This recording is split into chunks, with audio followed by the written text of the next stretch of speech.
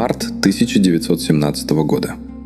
Британский офицер Ракхалдас Баннерджи охотится на красного оленя в долине Инда в провинции Синд. Олень уходит. Баннерджи смотрит под ноги и находит кусок кремневого скребка, один осколок, который выглядит слишком аккуратно обработанным для дикого места. Через 5 лет здесь начнут крупнейшие раскопки на индийском субконтиненте, и то, что поднимут из-под земли, окажется городом с улицами, водопроводом и канализацией. Городом, который люди строили за 2500 лет до нашей эры и про который никто ничего не знал еще 100 лет назад. Я хочу рассказать про несколько находок на территории современного Пакистана. Не про все, там копают уже век, и конца этому не видно. Только про те, которые до сих пор не дают покоя, которые рассказывают про людей что-то важное, хотя сами по себе молчат. Стоит, наверное, сначала сказать, насколько это старая земля в смысле человеческой истории. Пакистан сейчас впервые, страна, которой 70 с небольшим лет. Но под ней лежат слои, которые начинаются примерно за 7000 лет до нашей эры и идут непрерывно. Первые эти – фермерские поселения, бронзовые города, буддийские университеты, греческие колонии.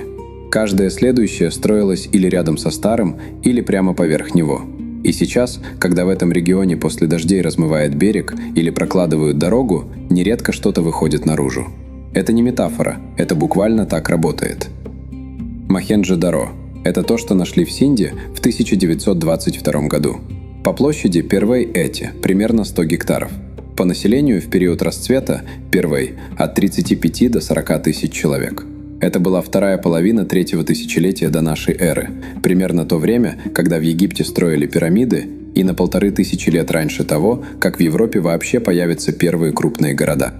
Первое, на что натыкаются при описании Мохенджо-Даро – канализация. И поначалу это звучит как банальность, но стоит вникнуть глубже, и банальность куда-то пропадает. Каждый жилой дом в городе был подключен к общегородскому дренажу.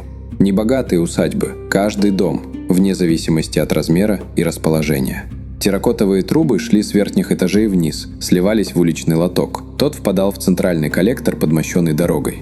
Коллекторы прикрывали каменными плитами, а в плитах делали смотровые люки, чтобы было удобно чистить.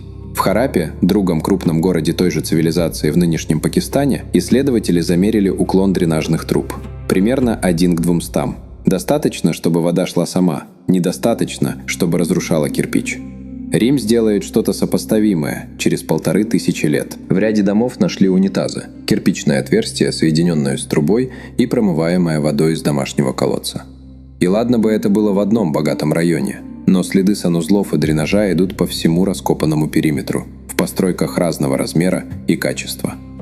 Кто-то в 2500 лет до нашей эры решил, что канализация – это не роскошь, а стандарт. И это решение держалось несколько сотен лет. При этом в том же Мохенджо-Даро нет ничего похожего на египетские пирамиды или месопотамские зиккураты. Нет ни одного сооружения, в котором явно читается «это для царя». Зато кирпичи по всем городам цивилизации Инда, от юга нынешнего Пакистана до северо-запада Индии, сделаны в одной пропорции. 1 к 2, к 4 по толщине, ширине и длине. На площади примерно в 1 000 000 квадратных километров. Кто-то договорился про стандарт и держал его. Каким образом, неизвестно. Есть в Мохенджо-Даро одно место, которое не очень понятно, куда отнести. На самом высоком холме города, там, где обычно помещали что-то важное, стоит сооружение из обожженного кирпича, 12 метров в длину и 7 в ширину. Глубина – 2,5 метра. Пол – 2 слоя кирпича, между ними битумная прокладка для водонепроницаемости. Лестницы с севера и юга, отдельный колодец, отдельный водоотвод с арочным перекрытием. Это то, что называют большой купальней. Зачем она стояла именно здесь и что в ней происходило, честного ответа нет. Самая распространенная версия – ритуальное очищение, что-то связанное с водой, как с сакральным элементом. По соседству раскопали крупное здание с несколькими комнатами и верандами, которое часто называют «домом жрецов», хотя никаких надписей, объясняющих это, не нашли. Меня тут цепляет инженерная деталь, а не смысловая. Кирпич в полу уложен в 2 слоя со смещением, так что стыки первого ряда не совпадают со стыками второго. Если один ряд дает трещину, вода упирается во второй. Это не случайная кладка. Кто-то понимал, как работает вода под давлением, и заранее принял это в расчет. 4000 лет назад. И вот что не отпускает. Эта купальня стоит на холме цитадели. Там, откуда смотришь на город. Не в жилом квартале, не у рынка. В самом видимом месте. Что бы в ней ни происходило, это было для этих людей достаточно важным, чтобы поставить именно здесь. Про письменность отдельно, потому что она сама по себе странная вещь. Около 4000 надписей на маленьких квадратных печатях из стеатита, на глиняных черепках, на медных пластинах. Больше 100 лет попыток расшифровать. Ни одна не получила признания в научном сообществе. И это при том, что попыток было по разным подсчетам больше 100. Проблема не в количестве материала. Проблема в том, что надписи очень короткие. Средняя, отводя 5-6 знаков. Самая длинная, отводя около 26. Египетские иероглифы вскрыли через розетский камень, где один и тот же текст шел на 3 языках, один из которых знали. Для инской письменности ничего такого нет. Около 400 знаков, отводя больше, чем в любом алфавите, но меньше, чем в развитой иероглифике, и это промежуточное положение само по себе не говорит ни о чем. В 2025 году объявили приз в $1 миллион за расшифровку. Пока не присужден. При этом в Месопотамии нашли несколько инских печатей. Торговля между цивилизацией Инда и шумерскими городами шла. Это задокументировано по текстам с шумерской стороны, где упоминается страна Мелуха и ее товары. Судя по всему, печати работали как идентификаторы груза или владельца, что-то вроде пломбы или торгового знака. Возможно, прочитать надпись на печати было вовсе не обязательно. Достаточно было узнать символ. Это одна из версий, объясняющих, почему надписи такие короткие. Может, они вообще не предназначались для чтения в полном смысле слова, а служили опознавательным знаком. Но это именно версия, не факт. Среди этих тысяч печатей одна с 70-х годов 20 века регулярно мелькает в дискуссиях об истоках йоги. На 5-сантиметровом кусочке стеатита человек в позе, которую современный преподаватель йоги опознал бы сразу – Мулабандхасана, корневой замок. Вокруг него – носорог, слон, тигр, буйвол. Джон Маршалл в 20-е годы назвал ее прото-шивой, связав со значительно более поздним индуистским образом Пашупати. Эта интерпретация до сих пор гуляет по популярным текстам. Скептики указывают, между концом цивилизации Инда и появлением ведийской традиции несколько сотен лет и серьезный культурный разрыв. Прямой линии преемственности не доказано. Но и не опровергнуто. Так что печать продолжает стоять на этом перекрестке между «может быть» и «мы не знаем». Если вам интересен такой способ смотреть на историю, когда артефакт важнее легенды вокруг него, а честное неизвестно ценнее красивой версии, подписывайтесь на канал. Здесь будет еще много такого. В той же Мохенджо-Даро в 1925 или 1926 году нашли скульптуру из стеатита высотой 17 сантиметров. Аккуратная борода, повязка на голове, плащ с трехлистным рельефом, голова чуть приподнята. Мортимер Уиллер дал ей имя «Жрец-царь», по аналогии с похожими интерпретациями в шумерской археологии. Ни трона, ни скипетра рядом не было. Никакого контекста захоронения, просто фигура, найденная в руинах дома. Имя «Жрец-царь» прижилось, хотя у цивилизации Инда нет ни одного объекта, который бы убедительно свидетельствовал о монархической власти или жреческой иерархии в том смысле, в котором мы понимаем это по Египту или Месопотамии. Здесь не нашли ни царских гробниц с огромными погребальными дарами, ни монументальной архитектуры с читаемой функцией дворца. Это само по себе интригующая деталь. Города с десятками тысяч жителей, со стандартами строительства, с едиными весами и без единого следа правителя, увековечившего себя в камне. Недалеко от этой фигуры нашли другую, бронзовую, в 10,5 сантиметров. Рука на бедре, голова чуть запрокинута. На левом плече 24 браслета, на правом – 4. Джон Маршалл в 20-е годы увидел в позе что-то, что напомнило ему придворных танцовщиц колониальной Индии, и написал о дерзкой, полной жизни девочке.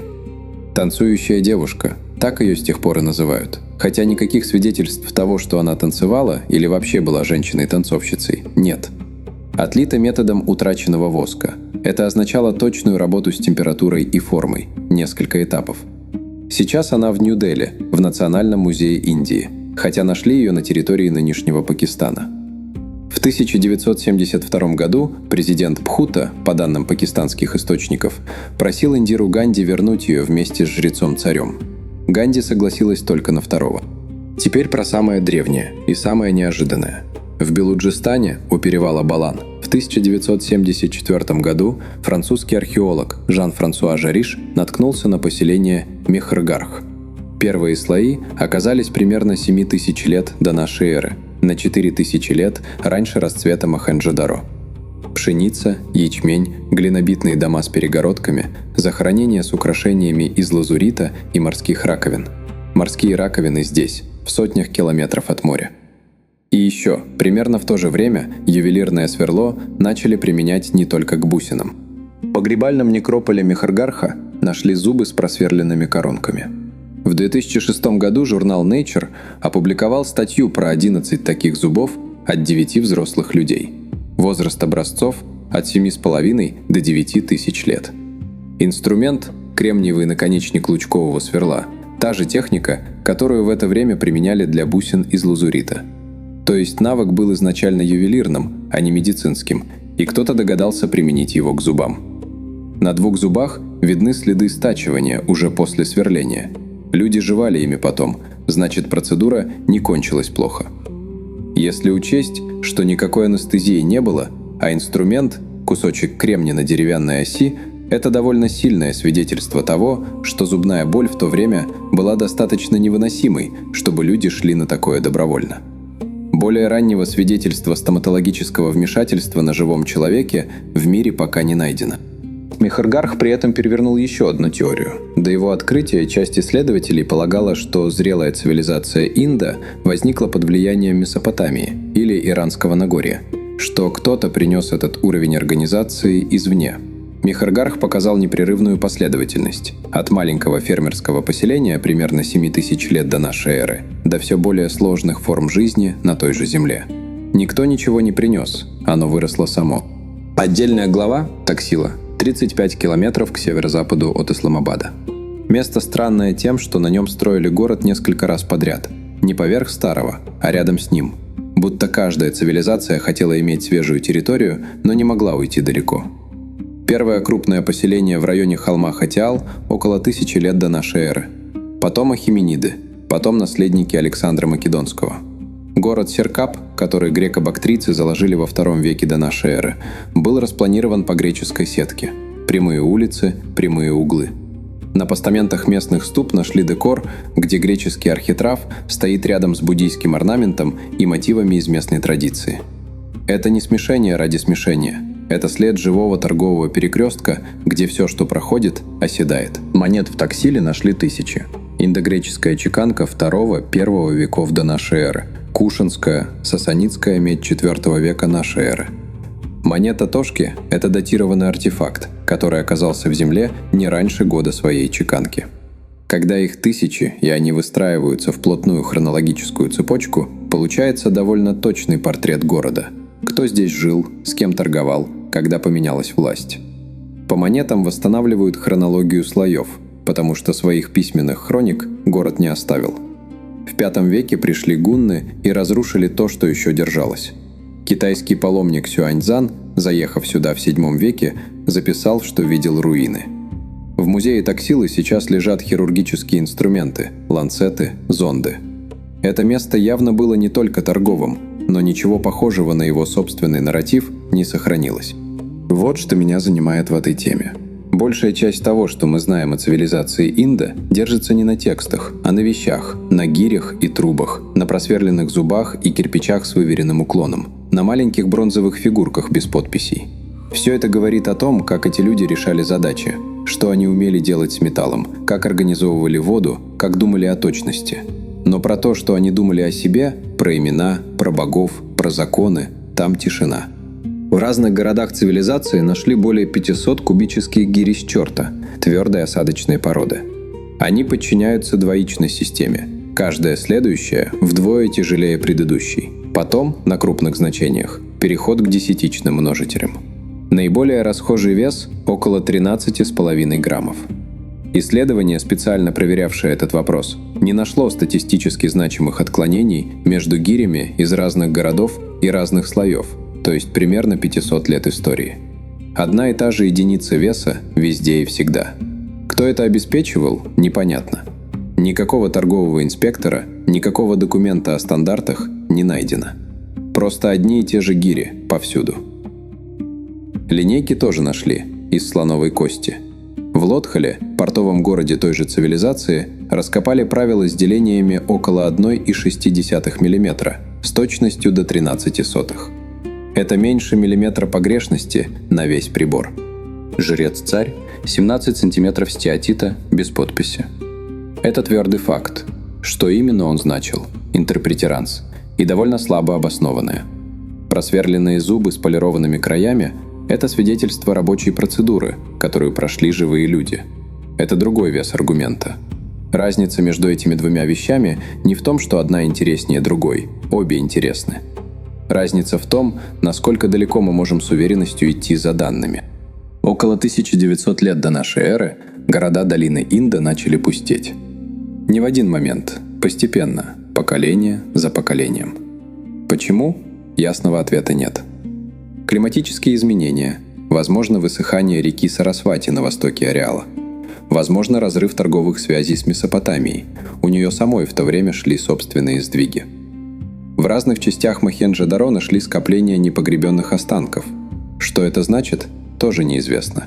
То ли стремительный уход, то ли коллапс, то ли эпидемия. Удобно думать, что должна быть одна большая причина. Скорее всего, их было несколько, и они наложились друг на друга, как это обычно бывает, когда что-то перестает работать после многих веков. В 2022 году муссонные дожди затопили треть Пакистана. Мохенджо-Даро размыло частично, обнажились новые фрагменты стен. Совместная пакистанско-американская миссия под руководством Джонатана Марка Кинойера нашла в тех размытых слоях оборонительную стену толщиной 7 метров, которую датируют примерно 2800-2600 годами до нашей эры. Это на несколько сотен лет старше того, что прежде считалось началом города. Баннерджи в 1917 году нашел один скребок. Теперь там копают уже больше 100 лет, и каждый раз что-то выходит на поверхность. Не похоже, что это скоро закончится. Площадь раскопок Мохенджо-Даро около 100 гектаров, но большая часть до сих пор не вскрыта. Мехргарх изучили меньше трети. В Таксиле несколько отдельных городских слоев, которые еще только начали разбирать. То, что мы сейчас знаем об этом регионе, это уже много. И одновременно это, скорее всего, меньшая часть того, что там есть. Не забудьте подписаться на канал.